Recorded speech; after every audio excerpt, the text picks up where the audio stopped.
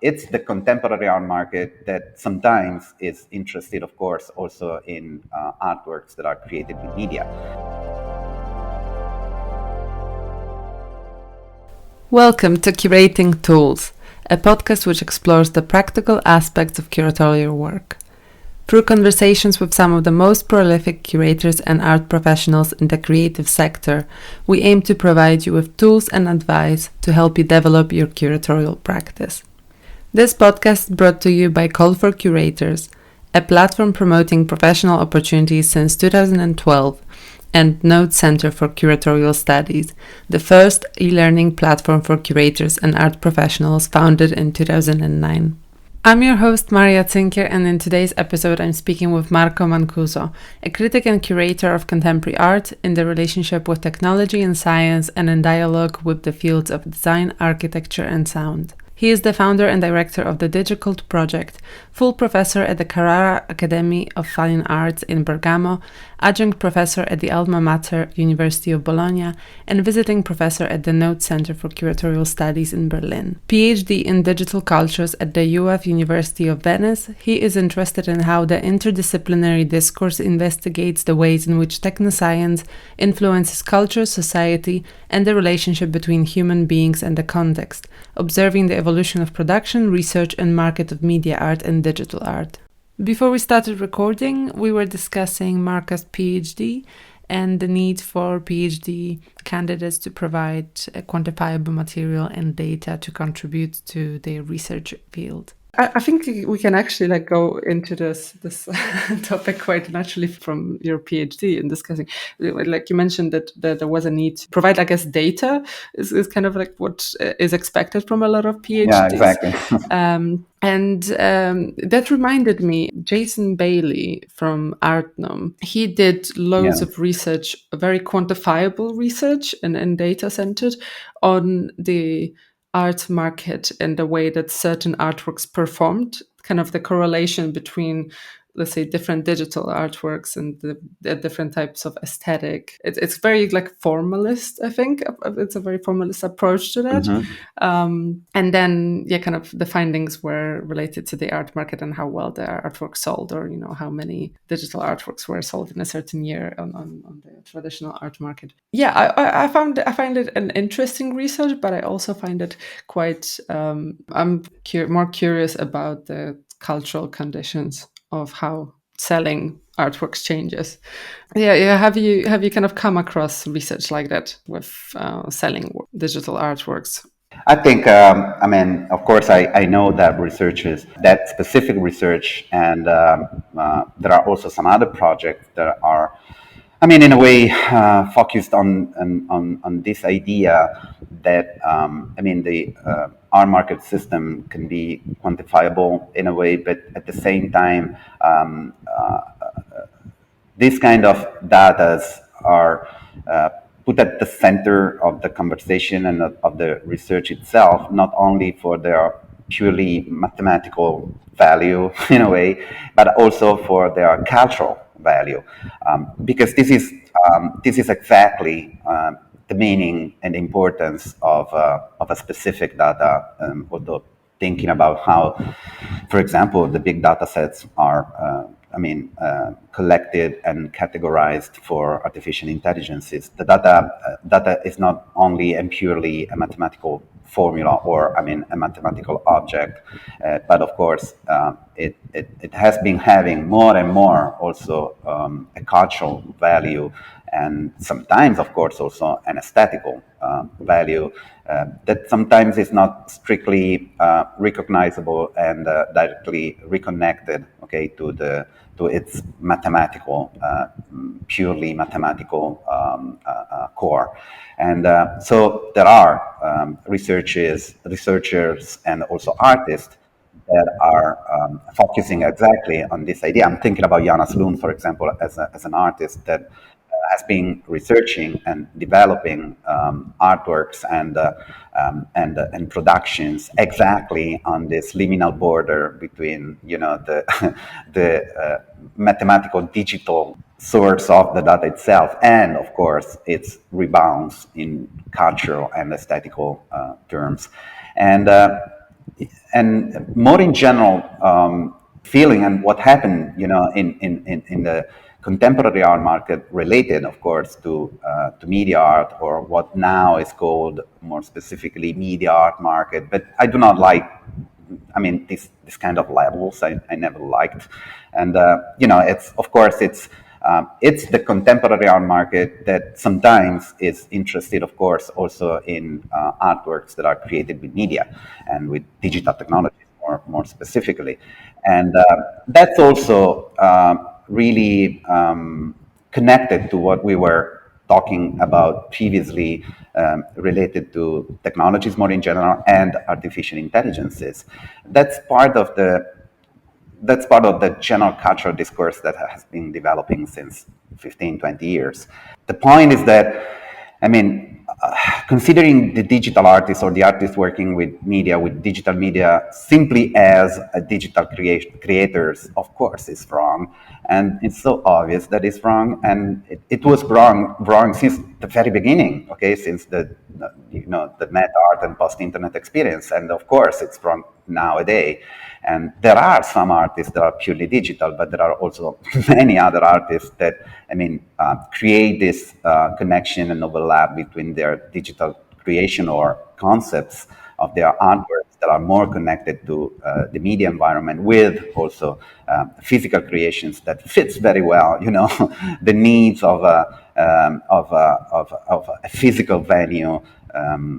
Doesn't matter if it is a big museum or, I mean, a gallery working or not working with the market.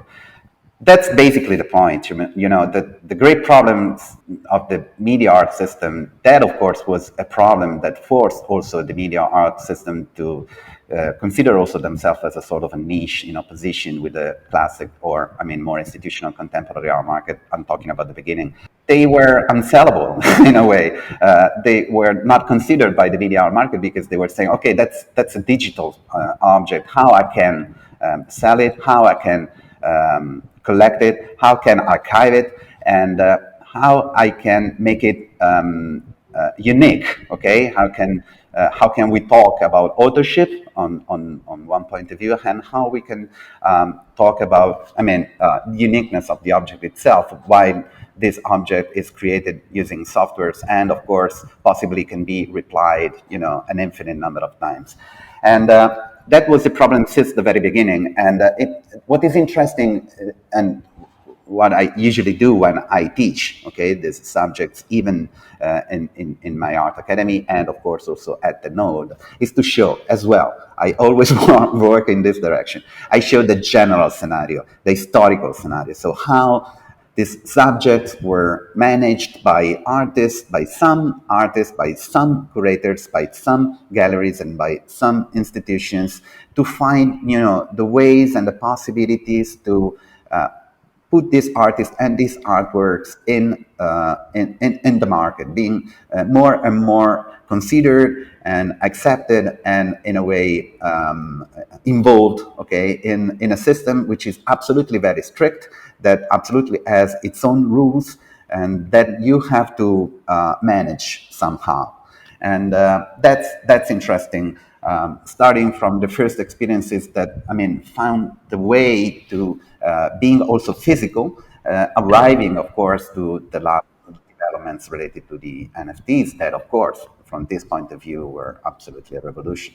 Kind of maybe going backwards from one of the last things that you said about the traditional art market having, very strict rules, and one of them is the need to have physical objects that can be sold. And you mentioned earlier that a lot of or some media or digital artists, also started to create these pieces that could live in a physical world in addition to digital world. Working in the digital realm kind of provides a lot of different outlets and alternatives to this market.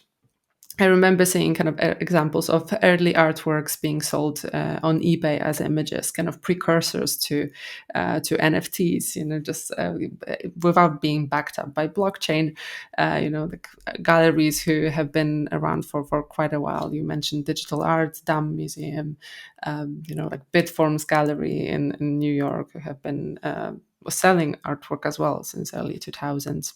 and Jonas Lund kind of experiments with his own practice for the art market lens now. So there are, I think, a lot of alternatives and a lot of very interesting routes that a digital artist can take. Obviously, commercially, perhaps not as beneficial as being represented by a major auction house. What is the appeal and the need to kind of fit yourself into these and adhere to these strict rules of the market? Kind of how do you perceive it, and I guess this tension between different more alternative ways of selling and monetizing art and the traditional art market that's quite closed off to digital art? No, I mean, my point of view is absolutely positive, and also because I really think that new possibilities given by basically, okay, the online world, specifically the blockchain, and in the future, because it's here to come. The virtual world, okay, so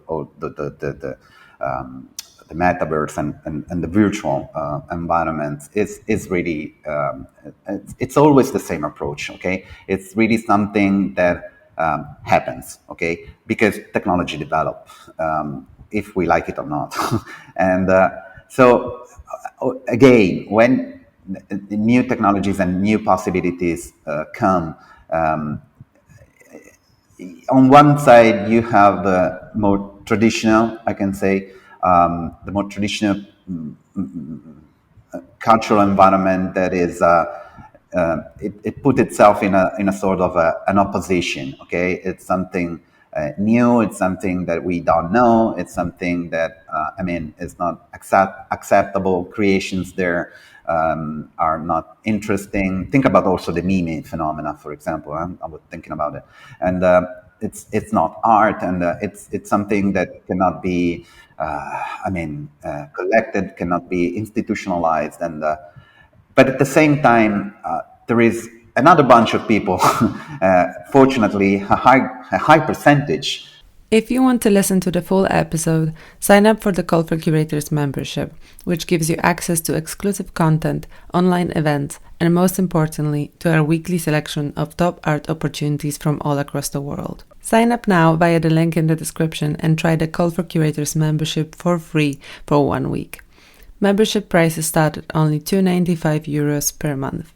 With a new phenomenon come and spread culturally, it is considered as new, and the specific experiences using that technologies are considered as new, forgetting or probably without knowing that, that specific phenomena is simply the last part of a tale, of a longer process that has been developing since a while. And so the blockchain and the NFT phenomena, of course, was absolutely explosive, okay? Because it immediately gave to the big auction houses and the big institutions the understanding that were something, okay? Because that were the missing block of the chain, giving the possibility to have a new generation of digital creators and digital artists the way to be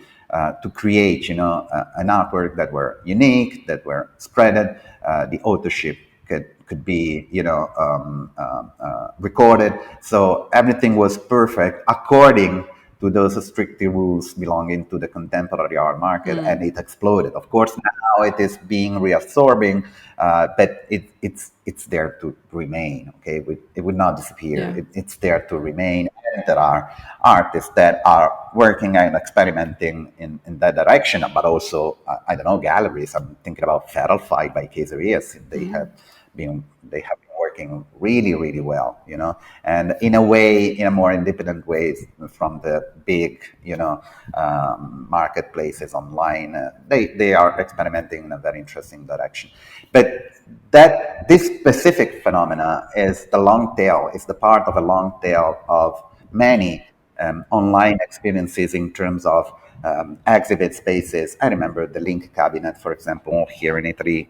In Italy, it doesn't mean anything, of course. It was run by an Italian group of creators, and of curators, I'm sorry, and galleries, but also Autodidact.org or Arbeit or the Mogda, of course, more recently, or even the Distant Gallery Common Garden experiment that was very interesting.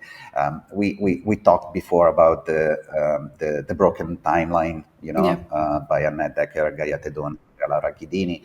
That's a really long story, a very interesting story of continued experimentations of the possibility given by the online environment to expose and also to sell digital creations. And they are still there, but they started some years ago. Some online marketplaces like Sedition Art or like Neo or like the Picked Frame or like Framed as well. These are all important experiences, and these are all of a longer, historical discourse that have been developing and looking for new possibilities given by online slash blockchain technologies. If you want to listen to the full episode, sign up for the Call for Curators membership, which gives you access to exclusive content, online events, and most importantly, to our weekly selection of top art opportunities from all across the world. Sign up now via the link in the description and try the Call for Curators membership for free for 1 week. Membership prices start at only €295 per month.